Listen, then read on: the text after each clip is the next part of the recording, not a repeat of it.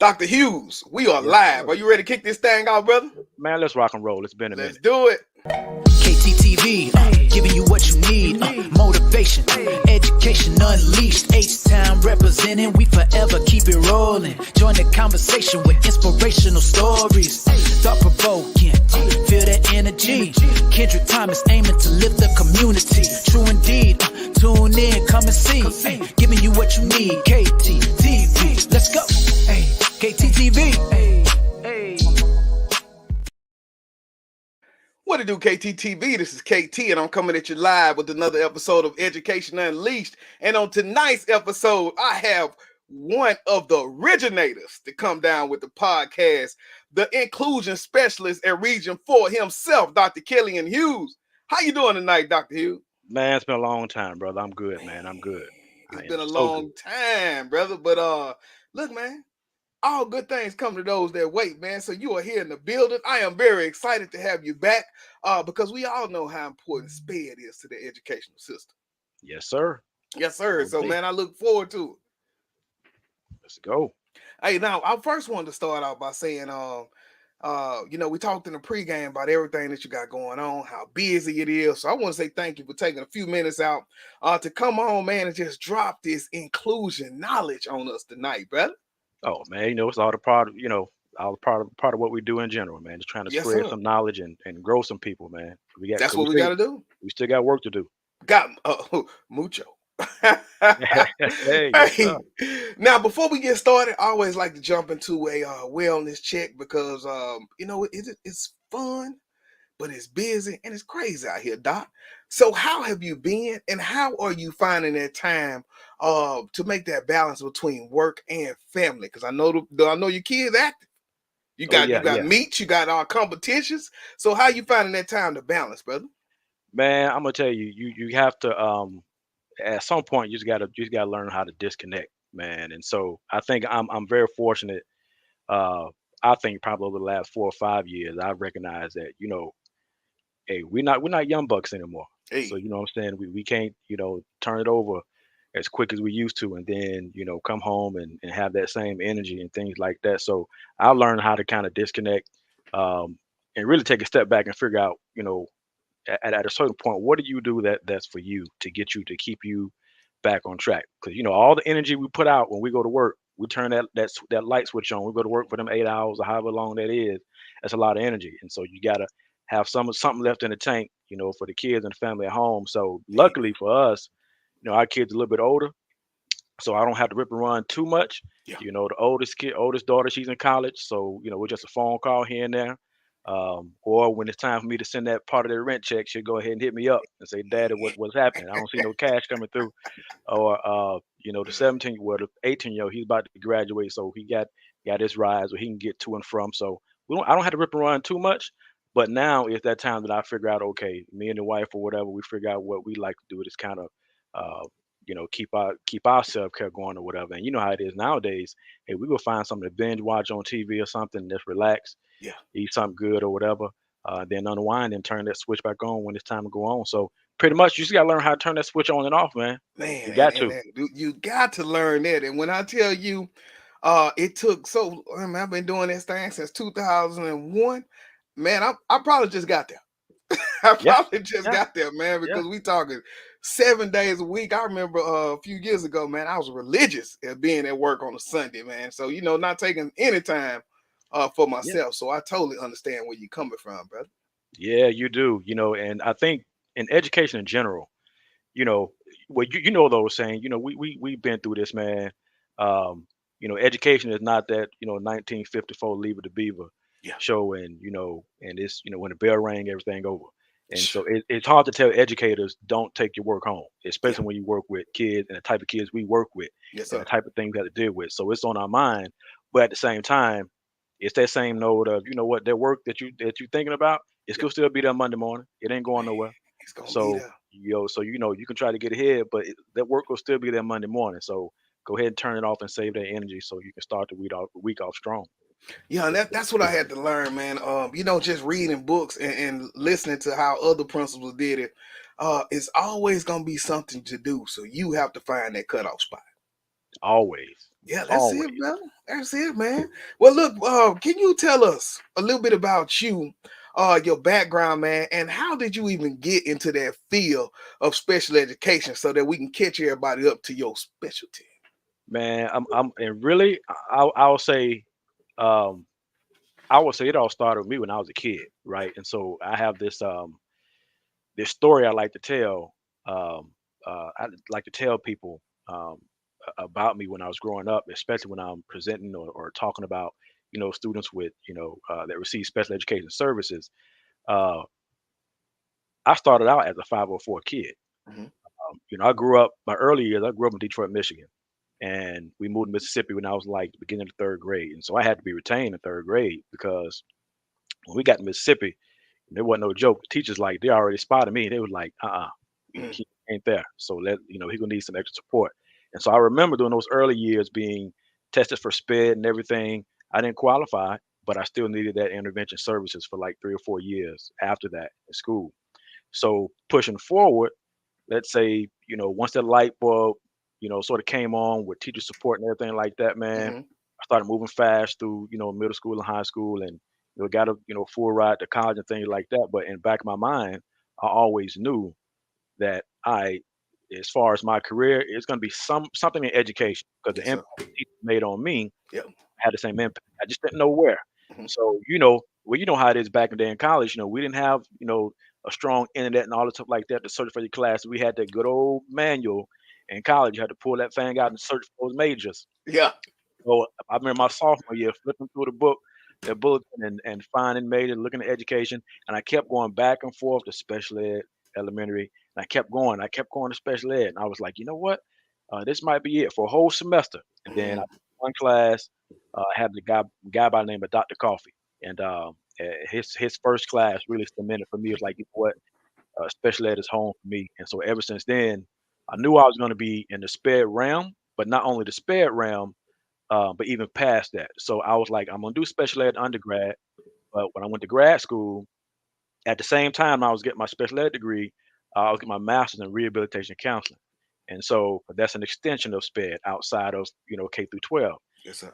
So doing that, I got a chance to do that, and then for my internship, worked on the Choctaw Indian Reservation. As a matter of fact, in Philadelphia, Mississippi, as a rehab counselor. And so I always knew that I wanted to work in this sector of education with children who need that support because I firsthand know how that feels to Yeah. be one of those kids who are struggling and have to figure out a way to get through the system with the help of some great teachers who saw what I needed, not only academically, but what I needed mentally or socially or whatever. So a lot of those teachers, man, I highlight the impact of my career not because of what they taught as far as the content, but that little extra time we always talking about helping kids with the social emotional learning and things like that or whatever. They made that impact on me Yeah. and what I need. So that's how I pretty much ended up in that field, man. And it just felt like home. Man, and that's what I feel when I'm working with the behavior kids. Like I say, there was a point when my mom left for a few years, man, and I was so angry, getting in trouble, and I was that trouble kid who should have been in that structure class, right? Hmm. But in Louisiana, I don't think they was moving that fast like that to just put me in there. But understanding the kind of kids that we serve and being able to empathize and resonate with those students to build those bridges, and so I think that is what makes us so special at doing that sped life because we really get it. Not just book theory, but I sit in your seat before. Right, Yeah, exactly. yeah, that's Exactly. it, So you man. see that, man. So you feel it, and so that I think that makes a real big difference, and it makes a real big difference to the kids, even when you tell them your story. Yeah, You know what I'm saying? And so because when they look at us, they just see an end product. They yeah, don't see what we've been through is kind of maybe similar to them or what have you. And so to have that we always talk about that representation of great people in our lives and we want them to see on TV and this or that, but they also got to see the representation of the people who went through things just like them and be yeah, able to know that okay, they went through stuff but they still ended up on the other side with some supports and stuff. So yeah, it man, it matters a lot. yeah. That's it, brother. Man, so now I know working in the leaf. We ran that thing for a while. I still got all my books you got for me. Yes, sir. And then moving on to Region 4. So, man, what prompted that change? And then give us a little bit of the role that you're doing currently at Region 4. Man, I think it was a nice sort of segue from A Leaf to Region 4.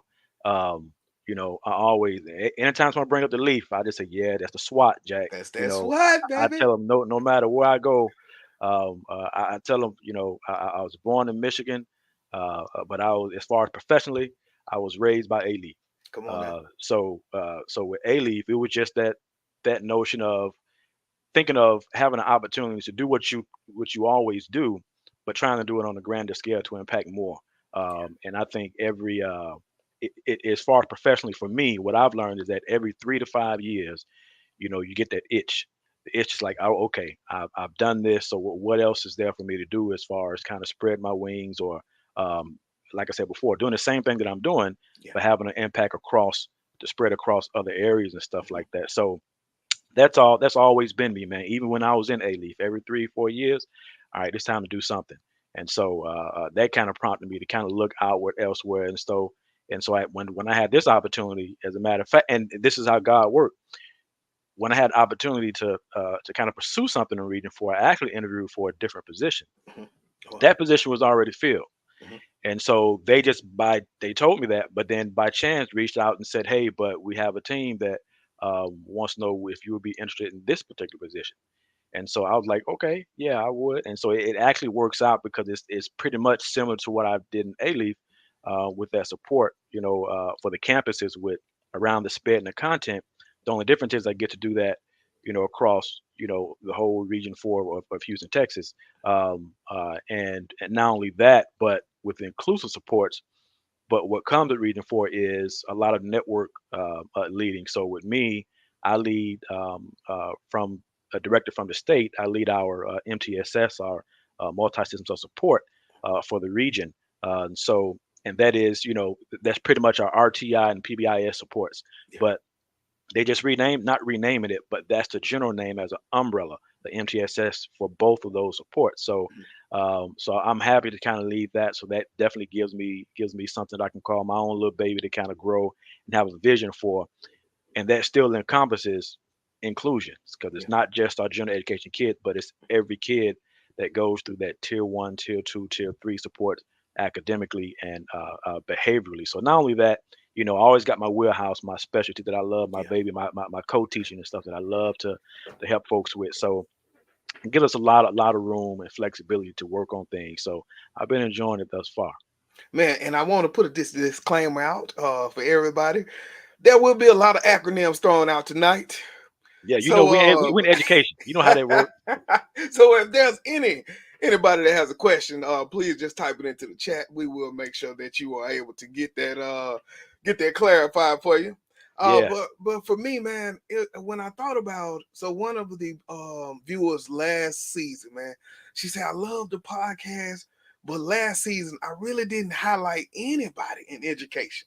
mhm, As far as special education, right?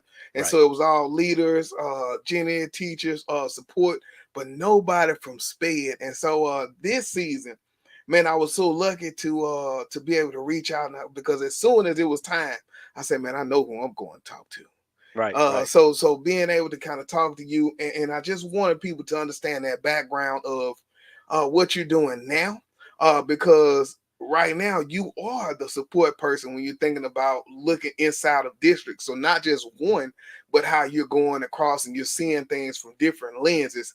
So much expertise that's going to be given tonight, and I really want to build up that background so people can just know, right. what you got going on. So as we jump into the conversation for inclusion, can you please give us a definition of what inclusion means in the context of special education, and why is it so important for our students with disabilities?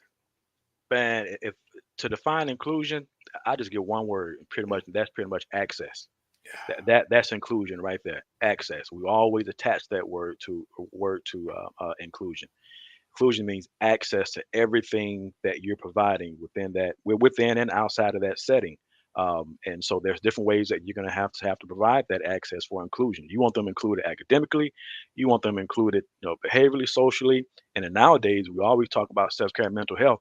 You want them included in that fashion. And so that's really what inclusion is. How can I make sure that those kids, and I'm gonna say not only those kids with receiving those special education services, Yeah. but kids who struggle in general. Because we got a whole lot of kids sitting in that classroom who not labeled but still struggle just as much, or or has a need, just like kids who receive those services. So you want inclusion for everyone, and so that's so important for our students with disabilities because again, we want them to feel a part of. We always say want to feel a part of society. Hmm. You want them to feel a part of that community, that classroom community, right? You don't want anybody sticking out like a sore thumb or anything like that. So you want them to feel as if they're part of the group. So having those inclusion practices in place for those students and other students, man, it's just super important because again, it goes back to giving them access to everything that you're providing for everyone in that classroom. And so that's going to come across, of course, through the accommodations they receive, some modifications, maybe some AT supports or what have you. But outside of that, it's still up to us as those educated leaders to make sure that, our teachers are equipped with the skill to provide those supports to make sure that environment is inclusive. So it is access, access, access. Why do we have wheelchair ramps? We want access, and so that's the notion for it. So anytime anyone ever thinks about inclusion, you want access. You want access. You want to be. If you had to change the word a little bit, we always want to be included in crucial conversations, right? And so, in order for us to be included, we have to have access to that conversation. Somebody got to let us in.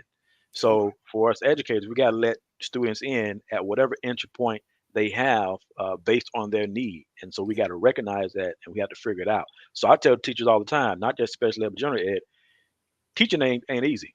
Yeah. It ain't. So, it's rewarding, but it's not easy. It's not cookie cutter. So, but once you got that passion for it, you know what I'm saying, and you want to make sure your students, all of your students, are in the pocket with you and growing, give them access. Make sure they Mhm. have access. Yeah, and that's powerful, And I'm going back to something you said, making sure not only for students with disabilities, but also their non-disabled peers, right? Yes, And so when you think about that, you think of two certified teachers inside of that classroom working together for everybody. for everybody. Man, and so when you think of that, one of those benefits is having those two teachers in there. But then, can you tell me like what are some of the other benefits of having inclusion inside of your school?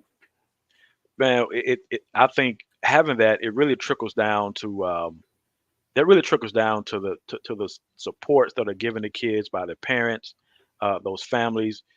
'Cause at the end of the day, you want them to feel accepted, Yeah. right? Within that community, with that community or that classroom. And like we said before, it's beneficial for all students. Yes, sir. Think of those ELL learners who they want access to the discussion and conversation in the classroom. What's the barrier to that Hmm. language, right? Or even their parents, they may not speak fluent English, but you still want them to have access to what's happening. You want them to feel comfortable.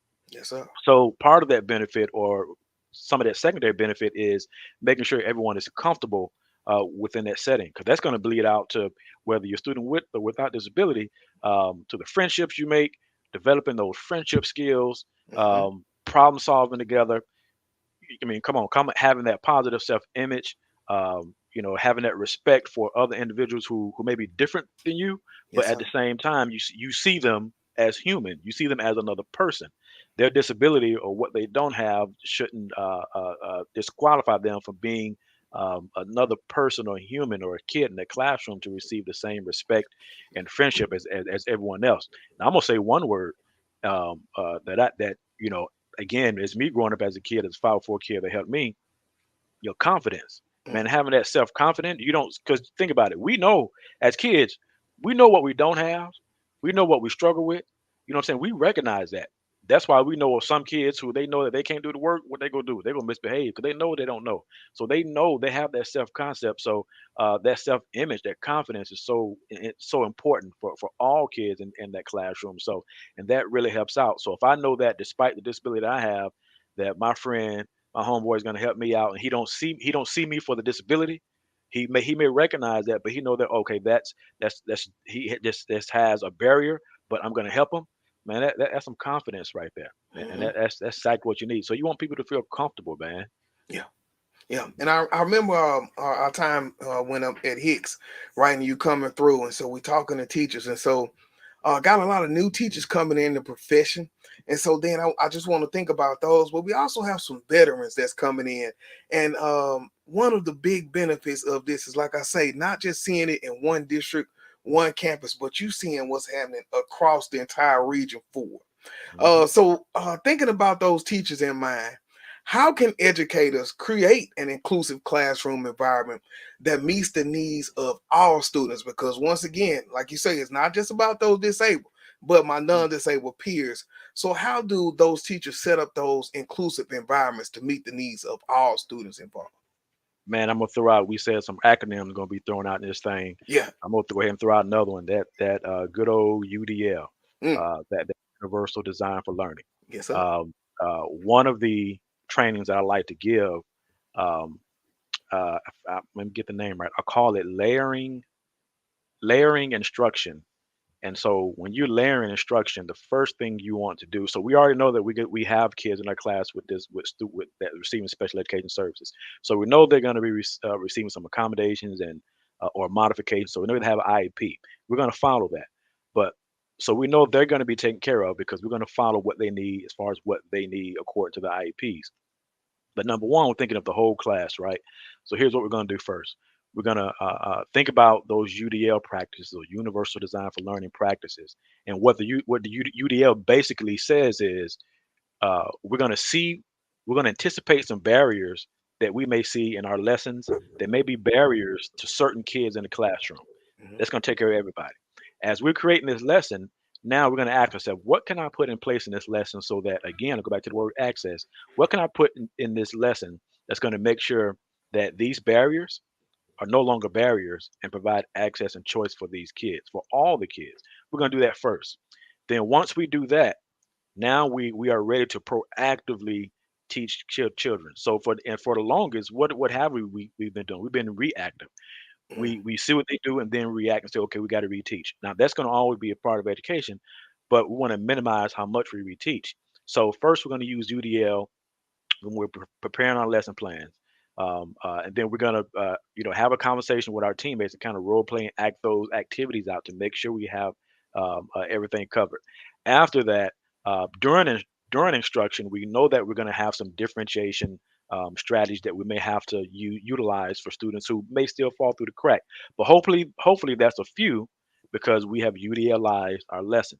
Then after that, as we're planning, we're going to look at our students with disabilities. So we're going to see when we UDLize this lesson, when we looked at those barriers, are the strategies and things I have in place, will that assist my student with disabilities?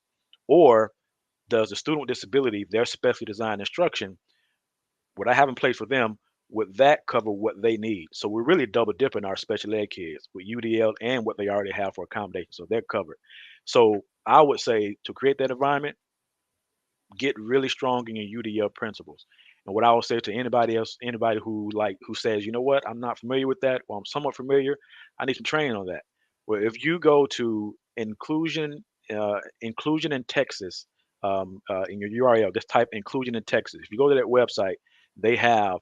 We just moved over. Actually, we had it at Region 4, but we helped them transition over to their site.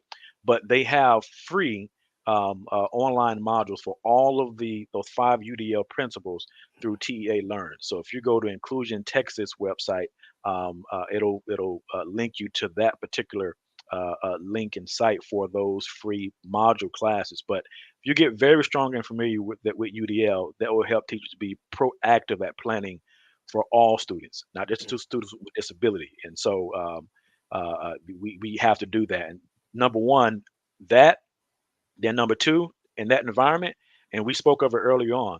You know how sometimes we have people come by, as guest speakers for the class or career day and things of that nature. In that inclusive classroom, if it's all possible, have someone come by, an adult, someone come by to speak to that class that has a disability. It doesn't have to be, a visible physical disability, but it may be they have ADHD or they have a learning disability. Because again, kids need to see, even in the environment that they're being taught in, that it's not all about, oh, this kid is GT, or this kid is, this or that. They need to see a representation of individuals who have learned to deal with their disabilities, and have figured out, because when we're adults, that's what we do. We utilize those UDL principles as adults because we know what barriers we have, and we figure out a way to get over to minimize those barriers by having that representation. So the number one thing I would tell teachers, is straight UDL, Universal Design for Learning. It's going to help you be proactive at preparing your class for all kids Mhm. that have any barriers. Yeah, and just thinking about that role play, even inside of the Get Better Faster book, and when you think about those data meetings, and they say once you create that exemplar for your reteach, act it out, right? Go through it, role play, see how it's gonna play out in class. And so whether it's on the front end, I mean on the back end there, or on the front end, like you saying, work through that so that you could be mindful of everybody in your class. And when I tell you, just from my side, just looking at plans and having to kind of talk through that with teachers, it's a real struggle, man. Yeah. So just thinking about in some of your experience, one, training is one of those barriers, I know for sure.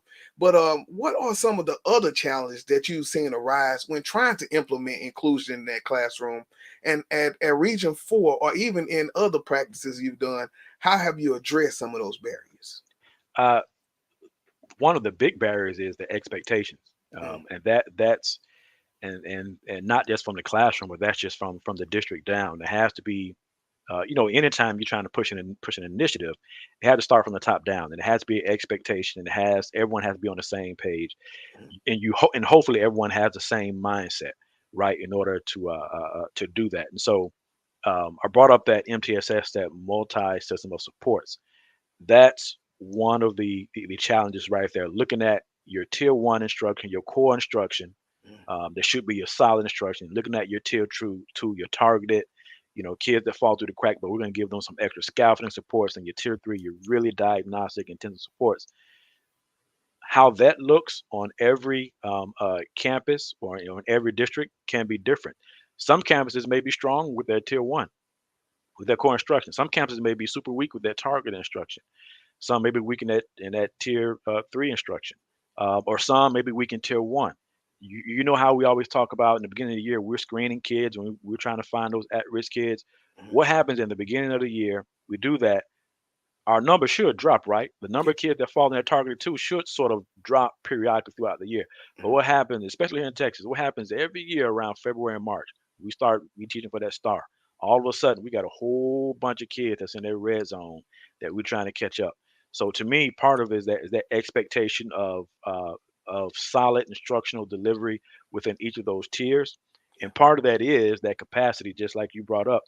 You have some new teachers, so we have to constantly reinvent and build the capacity of new teachers so that they know how to give that solid instruction. mhm, Small group, small groups sound easy, yeah, but you have to be very purposeful and very skilled at doing that small group.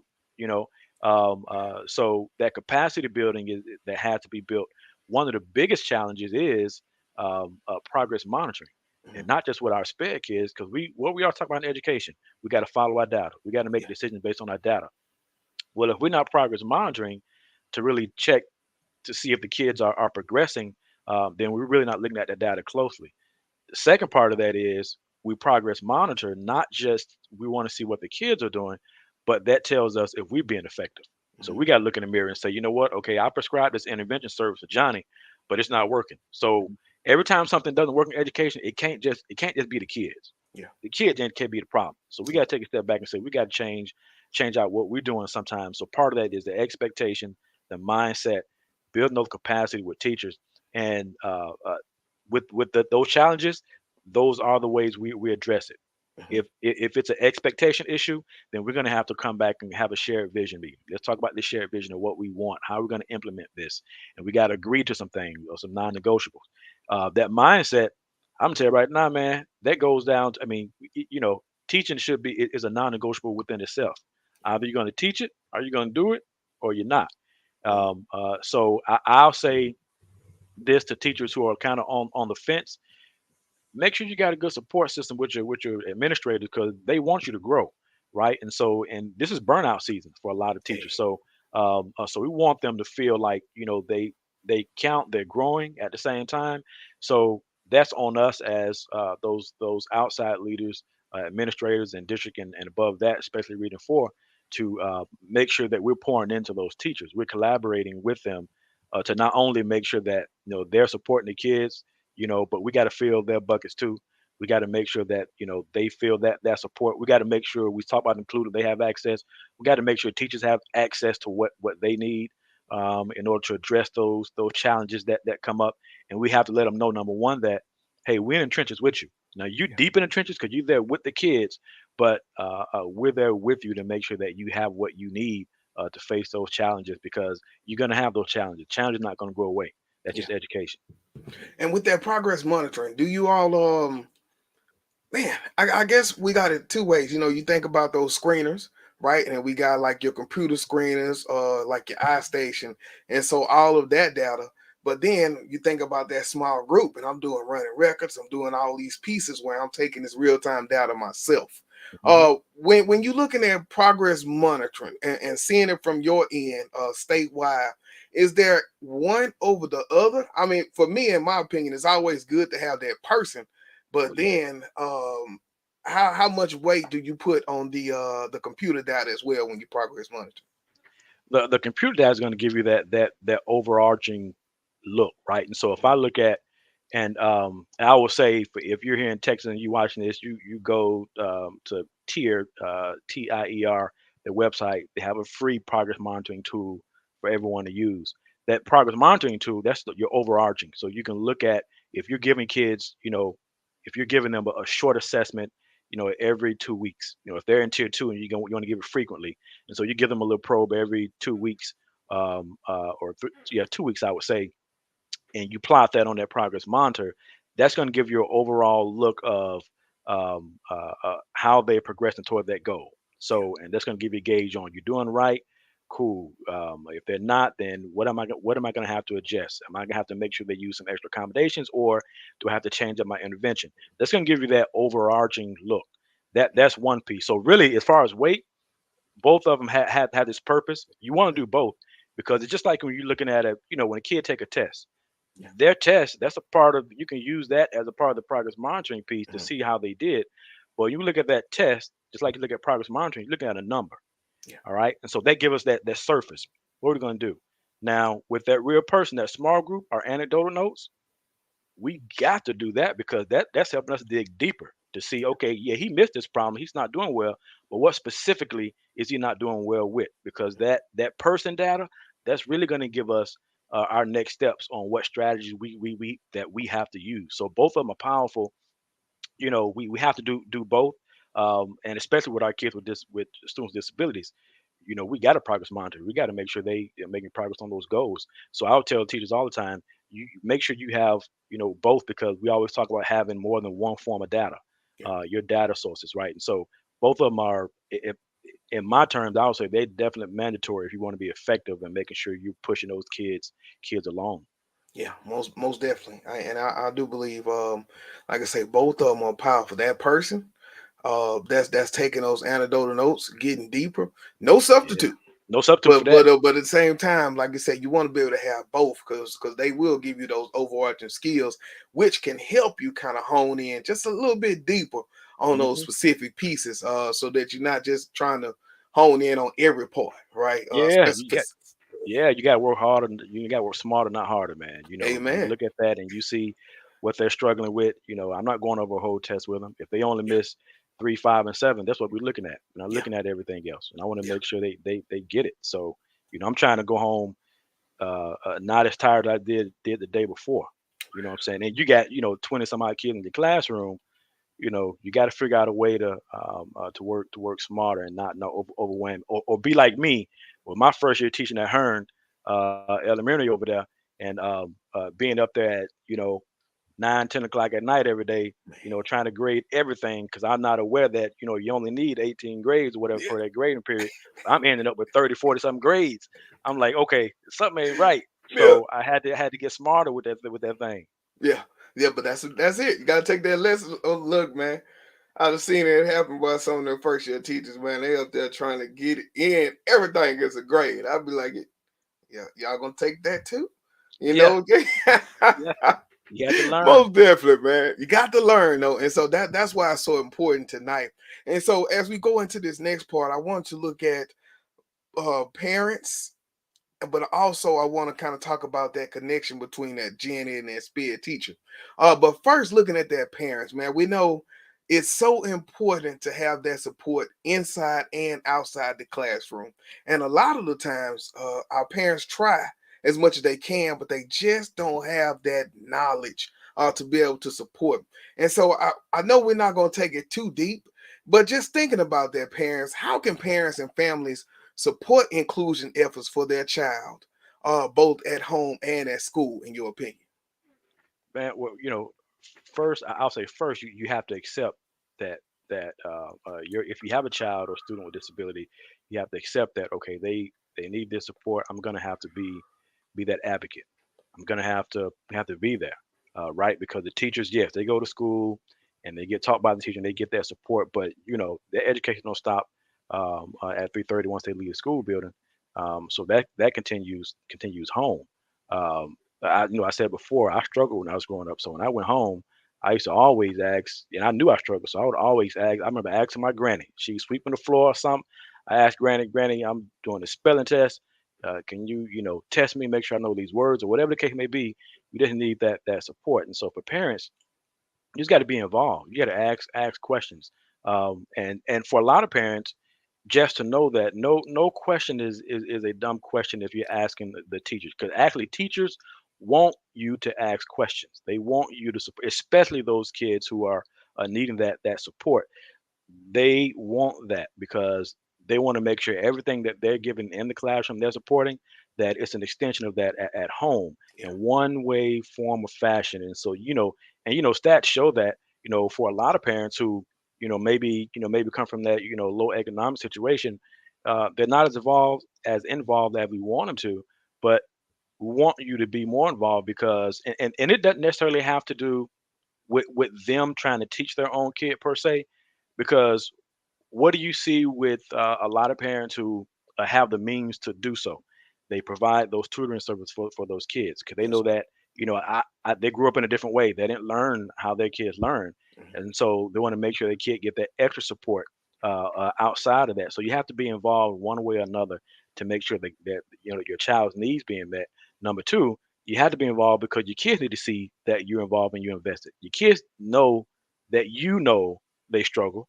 They want to know that you care and you're going to do something. You're going to help them and do something about it at the same time. So we play a crucial role. So for parents, simply get involved as much as you can just to support them and let them know that you're there for whatever they need. Because again, that goes back to that confidence.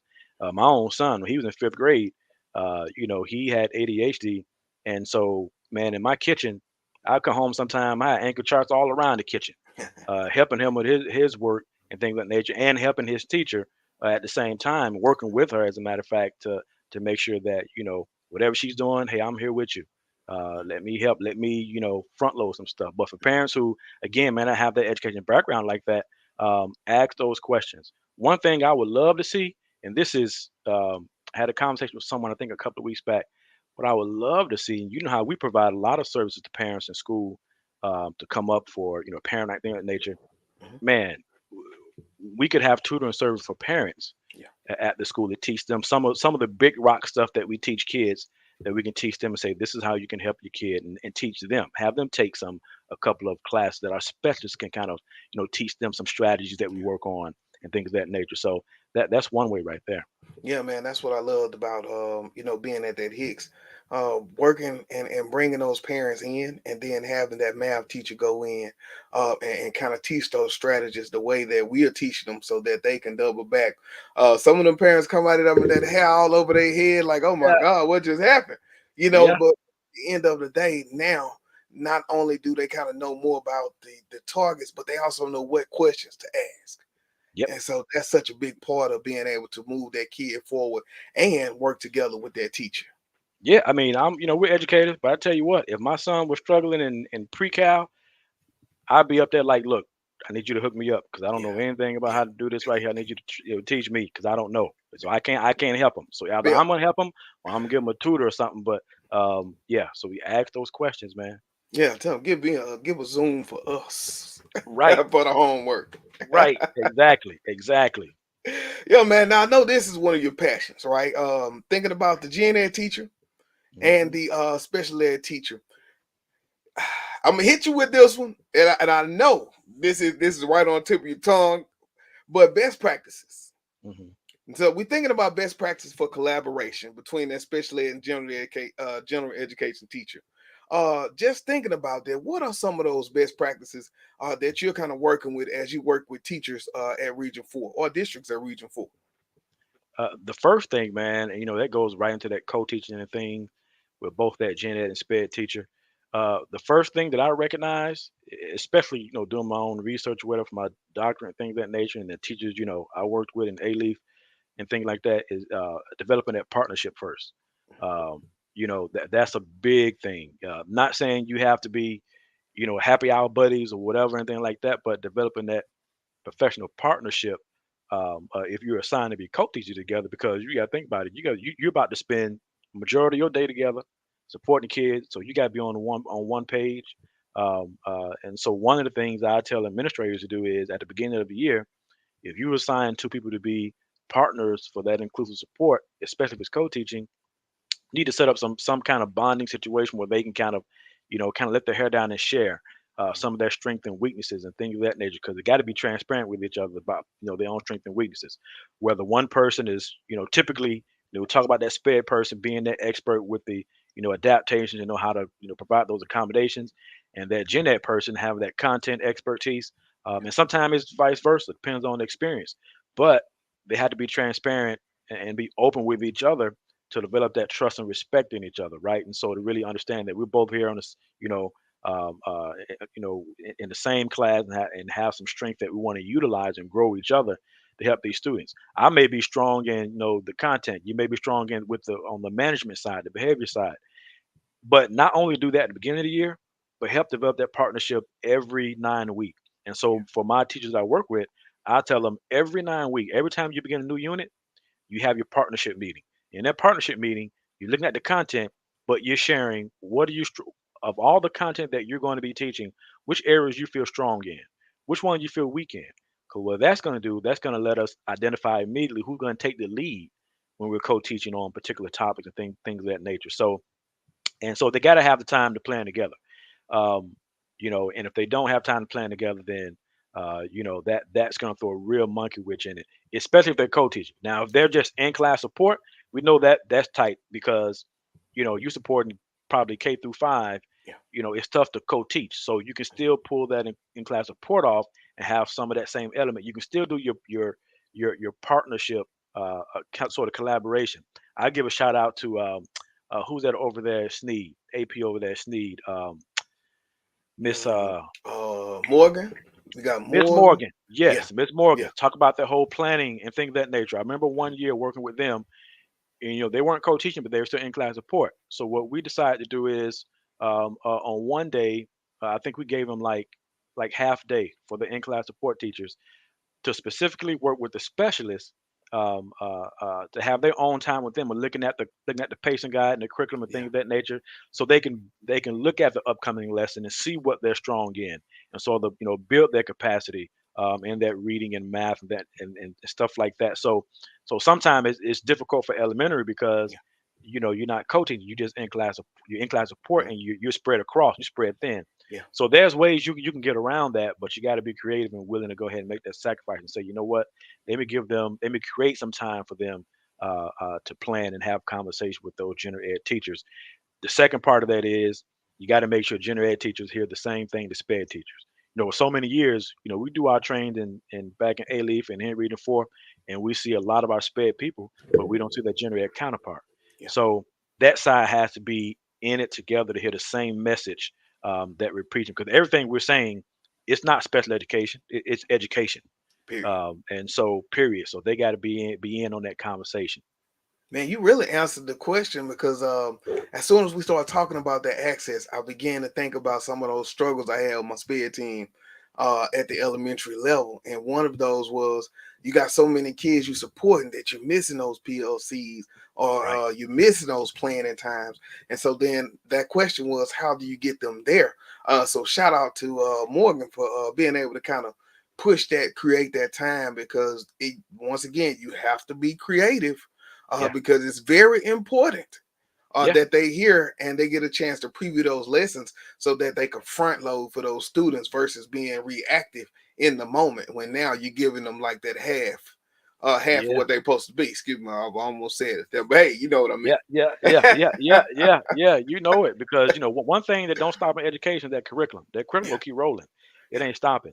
And so you got to figure out, like I said, a creative way to do that. And so sometimes principals can do or APs can do that. They can provide that space of time every, let's say every 4 weeks or every grading period or what have you. Just create that space. It don't take a whole day, but half day. And so at least that'll get them ahead a couple of weeks so that when they're communicating with those teachers, you don't have to be doing the planning if you can't do it. It's just, hey, I saw this lesson coming up, XYZ. If you want to be more involved with that, they can have a quick conversation about it, but at least they're in the know. So, like you said, we're trying to front load some of this. We're doing the same thing we want to do with kids, right? We say yeah, we want to front load some information to activate their prior knowledge before they know stuff. That's the same way we want to do for in-class support teachers who don't have that planning time. We want to create some time that allows them to front load some of that content before they get to that, because we want to remove all those barriers of, yeah. hey, I don't have access to lesson plans Mm. or things like that. We want to do everything we can to remove those barriers so they can be as efficient and effective as possible. Well, that was one of them. Yeah. So I ain't got that access. What I need to do, I can't see Yeah, it. I tell you again. I tell you, when I hear that word inclusion, not just for students but teachers, is access. Everything's all about Access. access. Man, that's it, brother. Now, as you work with districts, Shirley talking about the effectiveness of their inclusion programs. So, in your experience, how can schools and districts measure the effectiveness of inclusion programs and ensure that they are meeting the needs of all students? Uh, Number one, man, they got to evaluate the systems. Yeah, We always talk about that phrase we always throw back. We gotta inspect what we expect. yeah, Remember, I talked about before the expectation. Well, if this is the expectation that we have, when the system that we have, our inclusion system of things we have in place, and I'm not going to just say inclusion, but I'm going to say our systems of support. Again, that's just tier one, tier two, tier three. That covers inclusion. That covers everybody. So we got to evaluate that. We got to evaluate that with an open lens and really be honest with ourselves. We're not in education. We're not Enron. We ain't fudging numbers and hey, cooking books to make it look good because the kids go show you what it is. yeah, You know what I'm saying? So at the end of the day, so we got to be able to evaluate those systems, and so that's one of the things that uh, I know here at Region Four and working with a lot of districts. That's what we sort of help them with: evaluate the systems that you have, and just kind of work out the kinks. A lot of ways you're not starting from scratch. You just want to work out the kinks that you already have. Part of that is if you're evaluating that system, you're looking at all your tiers of services.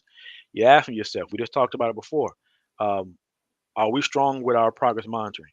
Are we strong with small groups? Are we strong with facilitating small group? Are we strong with taking anecdotal data? Are we strong with using that data and adapting instruction and creating what's next for students? So it boils down to evaluating your system of services and making sure that everything is done with fidelity. Because 9 times out of 10, something's not going to be done with fidelity if your numbers are constantly looking crazy to you. Because again, it's not always the kids. The yeah, kids, every year it can't just be all the kids. Now we know we have some kids who are, in an extreme situation, and things that we help them with. But a majority of this time, it can't just be all the kids that, that's the problem. So we have to look at the systems that we have in place, and things of that nature. So, so you think about the food you eat and stuff like that. You go to the doctor, you tell them you don't feel well. Well, you got to look inside. You can't just say, well, I think it's just, I think it's just the food I eat. Well, who choosing the food? Yeah. So you got to take that accountability. So we got to evaluate our systems, man, and make sure things on all those tiers are done with fidelity. Because again, we're not just evaluating the students; we're evaluating what we're doing, and that's not a bad thing. That's a strong thing. I tell teachers all the time.